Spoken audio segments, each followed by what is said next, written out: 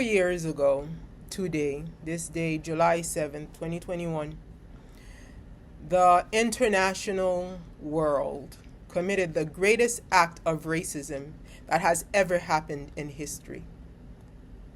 The first black man to ever install a dark-skinned Haitian woman as First Lady of Haiti was assassinated.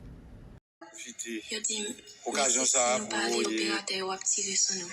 Un mot de sympathie ba This is a DEA tout le monde qui est victime dans la dernière violence que le pays en connaît. Pendant They have given him all kinds of crimes. They try to make it look like they did to Gaddafi, as if he was trying to be a dictator when he was trying to enforce justice in the country. Because the little few light-skinned and white people have oppressed us throughout the centuries that Haiti was supposedly free. I am a victim, born into slavery because of the color of my skin. Women who are lighter than me scorn me. And even now as I speak, many sneer at me for daring to come here to speak the truth of the enslavement of dark-skinned women in Haiti. None of us, until Martin Moise, had any role model in the White House, which was destroyed in Haiti. None of us had aspiration of ever being honored as high of a class of a first lady, because we were made in Haiti to be the slaves of the light-skinned women who were honored by the men of Haiti. For centuries and decades, we dark-skinned women watched as they disgraced us one after another with light-skinned women. From François Duvalier to his son Jean-Claude, who installed a white woman, François a fair light-skinned woman, and Jean-Claude went through the whole thing and installed a white woman with only very small black blood in her. She was so high, she considers herself so high class, because she still does, that, her first husband was white.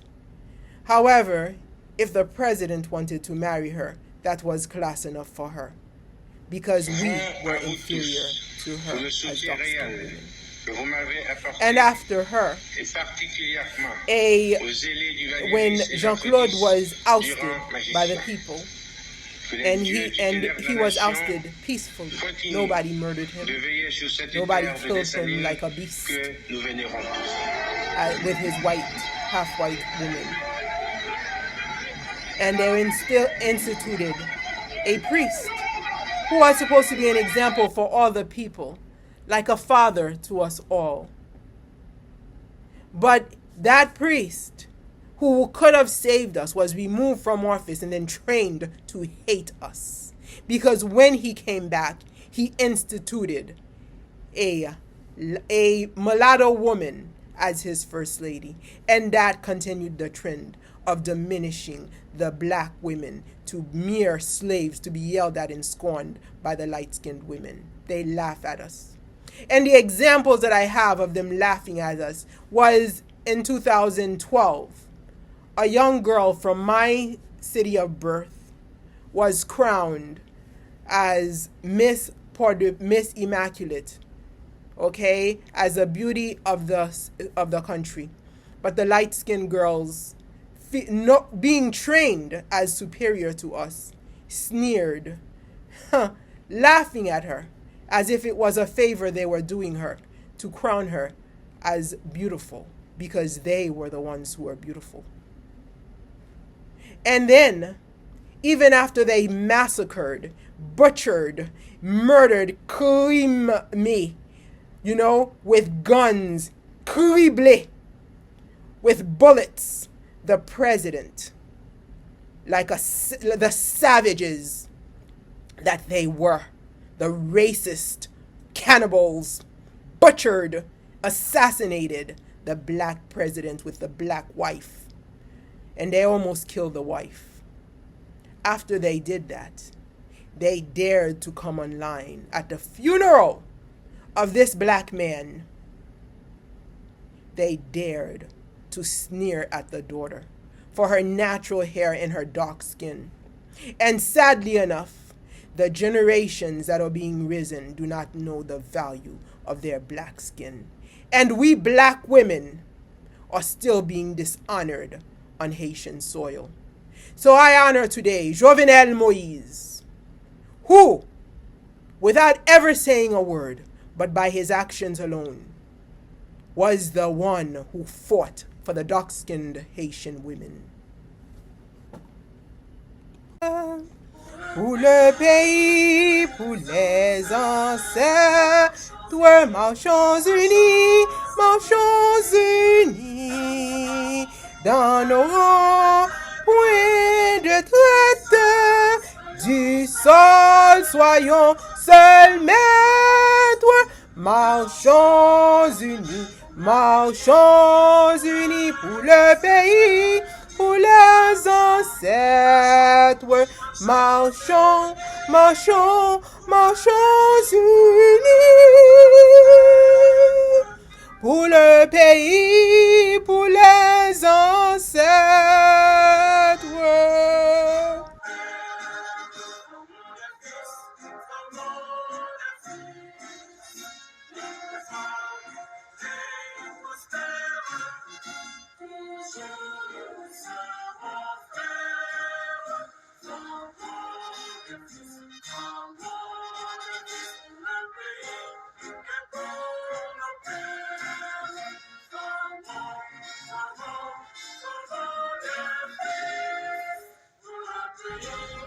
Pour le drapeau, pour la patrie, mourir est beau. Notre part, c'est nous crier, ayez la meuse à guerre. Mourir est beau pour le drapeau, pour la patrie. Mourir est beau pour le drapeau, pour la patrie. Jovenel, my beloved president. I mean, there are many things that this man did I didn't agree with, but when he first came into office, I felt it. I didn't know why. I'm like, why am I feeling sorry for some guy who just won an election? But I felt sorry for him. I felt that deep pain of what eventually manifested itself. Okay, I did not see his death, or maybe it was his death that I was feeling when he was elected, because he was such a humble person. But at the same time, you know, he did push the people, but I know he did it because he loved the people. He was pushing a generation that was no longer used to the hard way. The generation that would have loved him would have been a previous generation. But this new generation, so many older people have either left the country or died, that the age of Haiti is the average age of people in Haiti is very small, causing them not to really know that pride that would have appreciated Jovenel for who he was and would have probably fought for his life. Jovenel, while he was so much against foreign manipulation, also fell prey to the very thing that he was fighting against.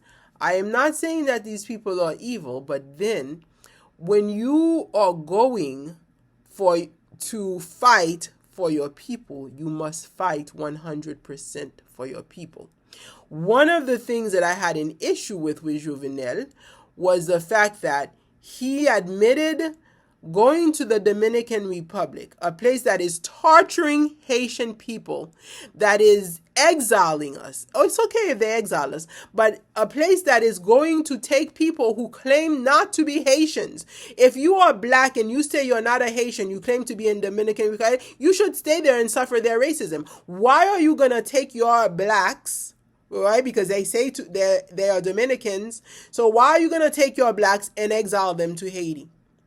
Okay, you need to accept your blacks. Okay, Dominicans are so racist that they were taking their own blacks, okay, and exiling them to Haiti. Okay, now those Haitians deserve to be exiled, because they don't know who they are. But at the same time, this is what my whole thing with Jovenel. These people are racist against your people. And you are going to tell me that just because somebody offered you three times the price of a car, you're going to go to their country to give them the profit to buy a car from them. And then you're going to advertise that. And you are the president of Haiti. Things like that really gets on my nerves. And the guy who put Jovenel in power did the same thing. President, he had announced himself as president after he asked Martelly to leave. Okay, so this guy Prevet, where does he go to have his surgery? He goes to the Dominican Republic to have his surgery, and instead of I would have preferred 1,000,000 times if this guy went to Cuba. Okay, because I realize that Cubans live among us in Haiti, and because Cuba sends a lot of their doctors and things like that, not only did they live among us, my first time going to Haiti by myself, I remember being in the airport and there were like a lot of young men, handsome young men in the airport. They were so happy. I'm like, why are you so happy? They're like, I'm going to Cuba to become a pilot. Cuba was recruiting our young men to train them to become pilots, to become engineers. And then they send their doctors. Cuba was helping us.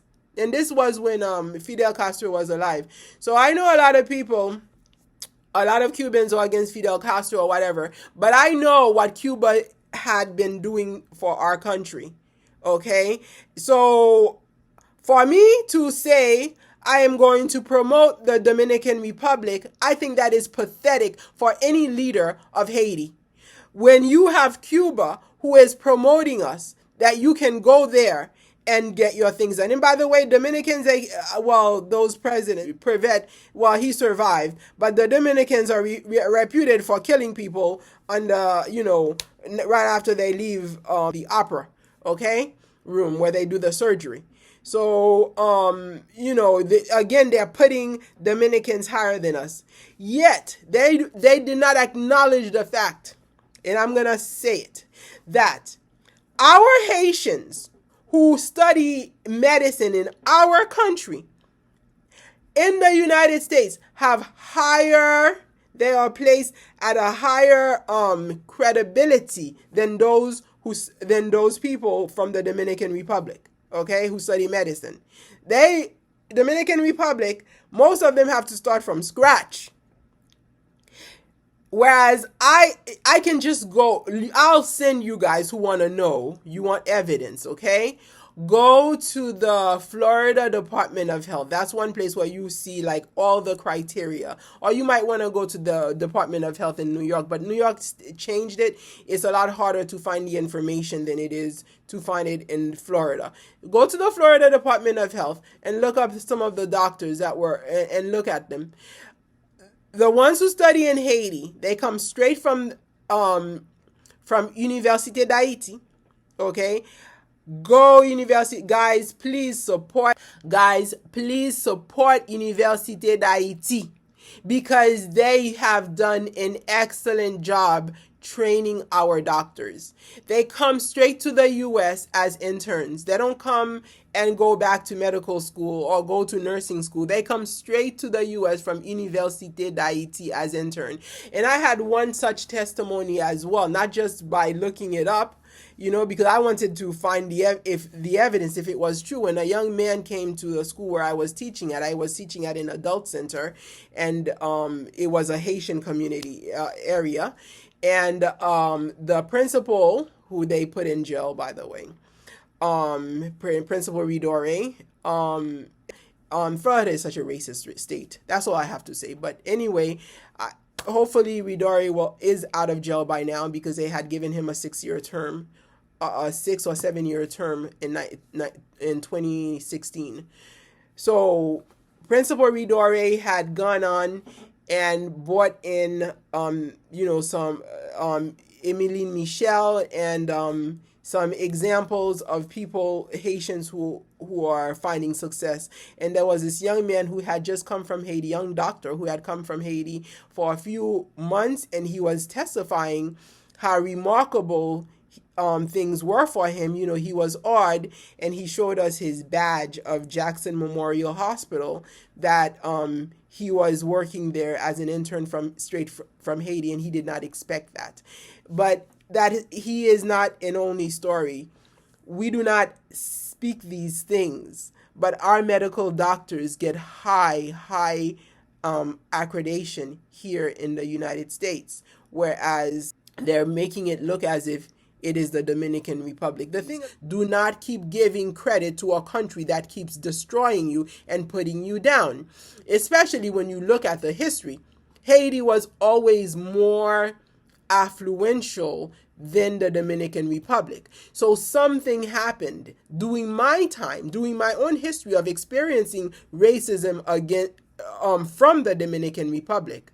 You see the transition, that it is a manipulation of Haitians that actually provided the pride that Dominicans have, and it has to do with color. It is colorism that gives Dominicans more that high status over Haitians. It has nothing to do with anything except that it is difficult to admit that a country with black people, dark-skinned people, is successful. So why not take the country that is neighboring them, empower them? So everybody is empowering the Dominican Republic, okay, so that they can be superior to the blacks in Haiti, okay, as we continue to kill ourselves and to be bought cheap, okay, to destroy our leaders, to destroy our scholars, our dark-skinned leaders and our dark-skinned scholars. That's what's happening. And this is the irony in Jovenel's murder, that Jovenel did not see the colorism. Even though he married a black woman, kudos, this is why I love this man. Okay? He was the first Haitian president to put a dark-skinned woman as first lady in my lifetime, and to continue honoring her. All right? And they killed him. So even though he did that, he still was giving those light-skinned people preference over us by going to the Dominican Republic and doing that. So while he was putting down the light-skinned people in Haiti for their oppressing us, that's not how you don't, if you're going to fight against it, you have to fight against the whole system. You don't fight against the system in Haiti and then you go and empower them where they're already being empowered. The Dominican Republic have been slowly given the Haitian power for about 30 years now, if not more.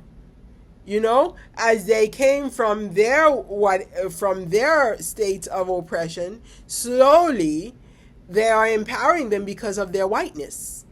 And we Haitians are not seeing that. I am letting us Haitians know what is happening. They are empowering the Dominican Republic because of their whiteness. It is colorism, so that Haitians can kill each other and so that the whole island can become whitened. Okay? And this is why I was attacked by a so-called light-skinned Haitian people okay, so that they can empower their Dominicans as a woman so that they could belittle me, okay, for what I worked hard for, because I was very academic. So they attack me academically with their fake medical system. And the funny thing is that the one of the people that they crowned, okay, as a scholarly woman, was raised in the United States but did not have the academics to get scholarship to go to school in the United States, that they had to go to the Dominican Republic, for affordability, okay? And me as a dark-skinned Haitian woman to give the light-skinned, oily-haired Dominican woman credit for my scholarship through the Dominican Republic's empowerment, whereas I was able to get my scholarship here in the United States because of my academics. The U.S. has been helping me. All right, the feds employed me in the same area that they were using to belittle me. When you attack an unjust system, it might sometimes feel like you are against innocent people. Okay? My attack against colorism and against the color caste in Haiti is not individually attacking mulattoes, because you know what? The light skins, the mulattoes, all of Haiti is one. It's not trying to divide Haiti. We have to accept Haitians for who they are. While there are many whites who are not even Haitians in the country, because those who Jovenel were fighting were a lot of them were Middle Eastern. They're not even, Haitian of lineage, and they may not even consider themselves Haitians because they segregate themselves. Okay, so I am not against the Haitians whose forefathers fought with my forefathers for our freedom. Because they have black in them. The mulattoes is not like they're not black, but there are also a lot. But the colorism, what it has done is that if they're lighter skinned or they're mulatto, it's not everybody, but most of the Haitians that I have met who are of mulatto class, they separate themselves as superior to people like me. Okay, now I have met one or two mulattoes who do not behave that way, and many light-skinned Haitians, especially those who grew up here, they may not necessarily behave that way. But in Haiti, the color class system is very obvious, and the class system itself is very obvious, because there's like a lot of class discrimination, and since color is one of the issues that is creating the classes, so therefore it becomes a color discrimination. Michelle Bennet, I follow her social media, and she has that same thing. She was one of the people who are actually putting Martine Moise down, claiming it was her style. She felt as if it was she who was supposed to go and give Martine Moise style. I think Martine has more style than Michelle Bennet. Michelle Bennet was married twice. When she became First Lady, she was already married with a child. But because of her color, that gave her the privilege of becoming First Lady through Jean-Claude Duvalier. So it is not about separating people in Haiti. But the problem in Haiti is that the mulattoes have been fighting against the blacks. They do not want. I grew up close with Haitian mulattoes, and many of the ones who are just one generation removed from me, who grew up in Spring Valley. In Spring Valley, even though there was segregation because the parents kept them away from blacks, there was not so much thought of superiority, because in the United States, in New York, we were taught that we're all the same. And in the United States, if you're black, you're black. Even though, like, you may see the football players, etc., marrying light-skinned Spanish and white women, the thing is, many areas of the United States, when children are being raised, they are raised as one and as equal. But in Haiti, children are not being raised as one and as equal, and the color class is not something that we can deny. Okay, because a person who is black in the United States, when they go to Haiti, they are white. And it's funny because I am so aware of this. You know, many Haitian mulattoes that I've met in Florida, because in Florida it's very racist and very colorist. So many of the ones that I've met in Florida, they will tell me that they're Latin American, which they might have Latin American blood, as Michel Martelly's wife is Colombian. Okay, so they will tell you that there's something else, because they know that I do not tolerate the thought of being superior, because I am American. You know, I was raised with this idea that all blacks are blacks. And that's the whole idea, that all Haitians should be Haitians. But the problem with Haiti is not about like the lack of money. The problem in Haiti is the color class system. It is colorism. And I need to address it. And right now, as Haiti is being demolished, the Dominican Republic has become the avenue to practice the color class, where we blacks are still attacked by light-skinned Haitians who are racist, because here I've met a lot of racist light-skinned people, especially because my mother is in between. Okay, because my mother, she falls in between. I guess her father has some kind of, I don't know what he has in him.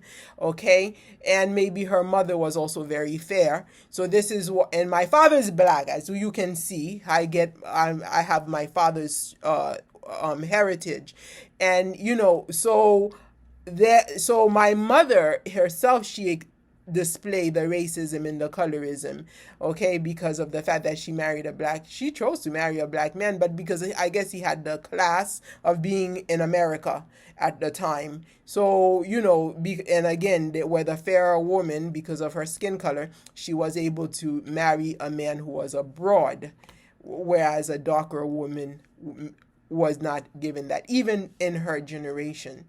Okay, so it's not something that's new. It's not the new generation that created the class system with the color. It is passed down, and it very likely came from the French, who left their mulatto children with the privilege to dominate over the blacks, and it hasn't stopped. So all of this problem we are seeing in Haiti, Jovenel Moise's death is symbolic of the reality that the problem in Haiti is not economics. Haitians have enough money to be able to go back to their country, settle, and rebuild the country. But the problem is they will not let the little blacks live in peace, because we're not supposed to be free. We're not supposed to be equal to those who are of lighter skin than we are. We're supposed to be their timun. Like, we're supposed to be forever. Like, a black woman is supposed to be timun. Nou pa grand moun. When I'm sorry, I have to break into my Creole right now for my Haitian people. Nou pa grand moun kay moun pokle Haitien. Se ti moun la kay yo bezon pou nou toujou rete. So yo même yo grand moun, pendant yo ap instruit nouvelle génération pendant nous mêmes pour nous mourir ti moun. So this is why I honor Jovenel, because Jovenel showed that the problem in Haiti is not economics. The problem in Haiti is racism, colorism.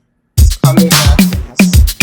Red as fire, orange as mango, as vanilla, as white as snow, light fire as the day, orange tan as copper, yellow as the colored, brown as vanilla, chocolate bar, white dark as snow, night, light black as the day, tar tan, red as fire, orange as mango, yellow as banana, green as vanilla,